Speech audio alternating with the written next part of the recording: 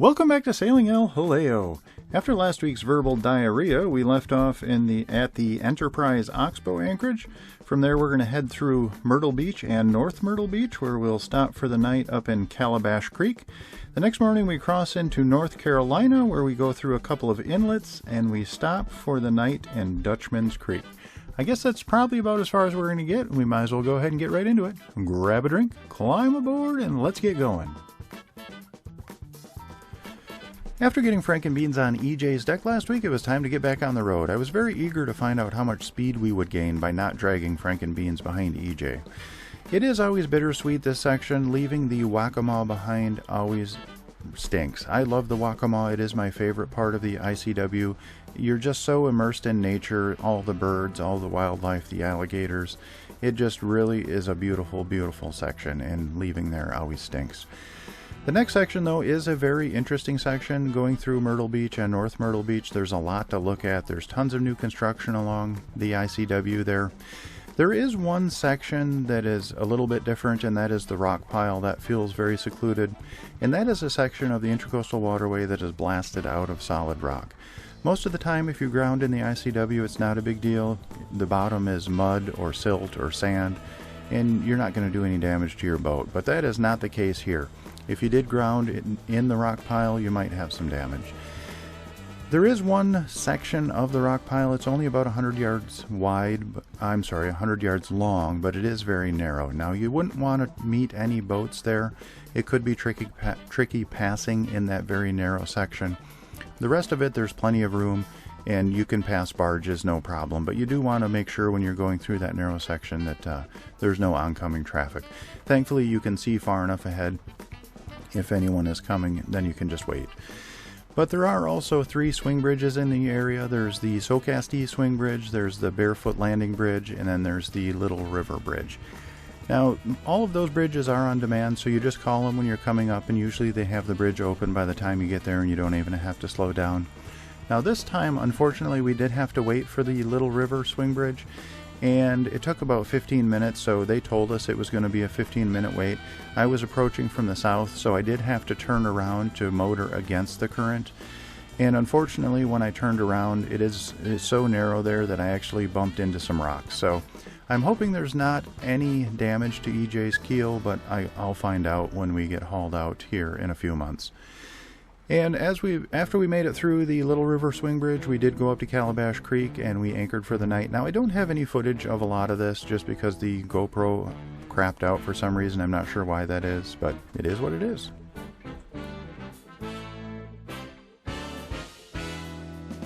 After spending a day in Calabash Creek, we got up very early the next morning to get back on the road. This next section of the ICW really stinks for a couple of reasons, and the reason why we left so early is that at the end of this leg we will be near Southport, North Carolina, which is right on the edge of the Cape Fear River, and there are no good anchorages in that area. And I'm sorry if you can hear some rain. It's raining outside pretty good right now. But in this section there are no good anchorages. There is one tiny anchorage, and that is in Dutchman's Creek. There's only room for about 2 boats there, so we always run the risk when going north that anchorage may be full, and I've actually come across that anchorage when it is full, and that means you have to go all the way up the Cape Fear River, and the next closest place you can anchor, and it's not a good anchorage, is in Carolina Beach. So that adds another 20 miles onto your journey. And if you're fighting against the current in Cape Fear River, that can take you another 6 or 7 hours. So it's always a crapshoot. We always have our fingers crossed that we can get to Dutchman's Creek and there's no one there. It is not a very popular anchorage. It is extremely tight, it is extremely narrow, and it's very shallow. So it's not a popular anchorage, but people do anchor there. And luckily we've been able to get an anchorage there every time that we've come through, except for one time when we had to bail and go all the way up to Carolina Beach. So that makes for a very, very long day if you do have to make the run all the way up to Carolina Beach. So that's why we always leave at the first light. You know, even before first light, sometimes we're out of there because we never know exactly what we're going to run into on the other end. The other reason this section of the ICW really stinks is because of the inlets. Now, between Delaware City and Matanzas Inlet in Florida, where we stay in the wintertime, we'll pass hundreds of inlets, and 4 of them really suck. I should rephrase that. 2 of them really suck. 1 of them really, really sucks, and 1 of them is downright terrifying. And 2 of those inlets are along this stretch of the Intracoastal Waterway. And thankfully, they're the 2 that just suck, not really suck. So, the 4 inlets, and I'll cover these inlets in detail in my year-end review as far as which path I took through those inlets. But the 2 along this route are the Lockwood's Folly Inlet and the Shallot Inlet. And there's a lot of shoaling that happens in these areas, so the path is always a little bit nebulous going through them. But if you follow the traffic aids and you read up before you get there on what other people have found, they'll tell you, you know, stay to the green side, stay to the red side, and kind of guide you through. There's always some updated notes about the preferred path to go through. And thankfully, these 2 inlets, the path remains very consistent going through the inlets. The inlet that really, really sucks, and that's not along this section, but it is the Carolina Beach Inlet. That one is constantly shoaling. Last year you could shoot straight across it. I bumped the bottom when I shot straight across. Now the navigation aids have you taking a completely different path. So that one is very dynamic. That one is always shoaling, and they just dredged that a couple of years back and it's already shoaled in. So that is a nightmare area. And the inlet that really, really, really stinks, that's downright terrifying, is the New River Inlet. That is very dynamic shoaling. The path to get through there changes all the time, and you never know what you're going to get when you get there.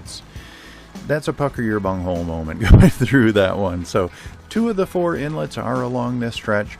All 4 of the inlets that stink are in North Carolina. The other 2, the really bad ones, we have coming up. So it's just not something I look forward to.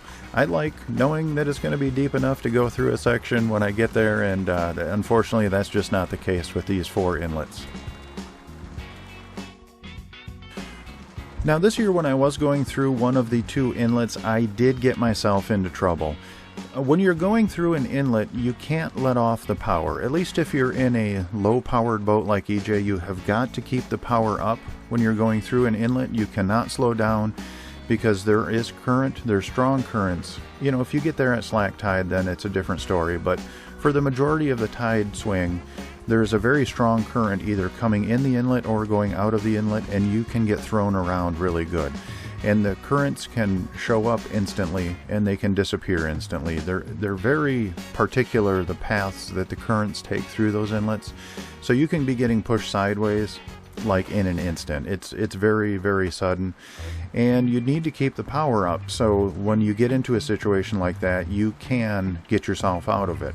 Now thankfully EJ is just barely strong enough that we can fight against those currents, the strongest ones at these inlets, but I got myself into a really bad situation. I wasn't paying attention. This year I've been very, very complacent as we've gone down the ICW. I've been in a horrible mindset. I think it's because I've done it too many times now that I'm just kind of getting distracted by other things and not really paying attention to what I'm doing, which is very dangerous, and I really need to get myself out of that. This was a good wake-up call.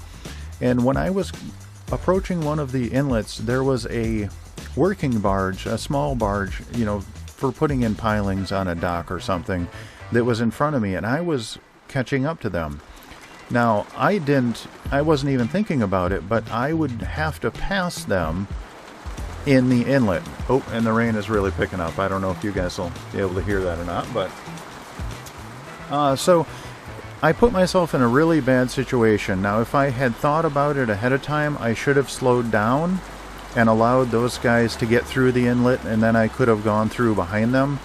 But because I caught up to them right at the inlet, I had to go around them. I could not back off the power, because when the current showed up, it could have pushed me into a shoal or into the shoreline. So I had to keep the power up and get around them. It was a very bad situation.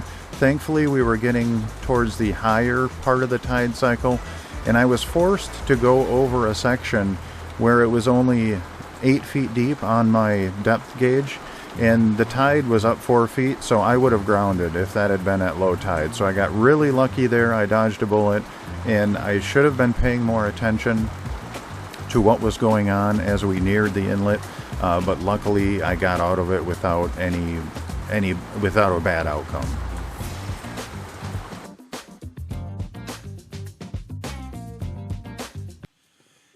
And that's all we have time for this week. I would like to give a massive shout out to my Patreon crew. Without your guys' support, I wouldn't make these videos.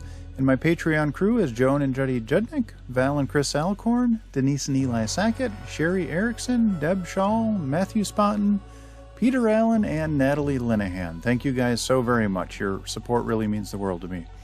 I do have one legacy patron member, and her name is Joan Linbo. Unfortunately, she has passed on, but she lives on in our hearts forever. We really miss you, Joan. If you are interested in joining our Patreon crew, there is a link in the description down below, and that'll take you to our Patreon page where you can sign up. And there are hundreds, literally hundreds of extra videos and photos of our travels, and I try and keep everything there up to date and post at least once or twice a week, so it gives you a little peek behind the curtain. If you do like our videos, please like, comment, and subscribe. That'll help us out more than you'll ever know, and that actually doesn't cost you anything, so hit that like button. Alrighty, I hope you all are well, and we'll see you next week.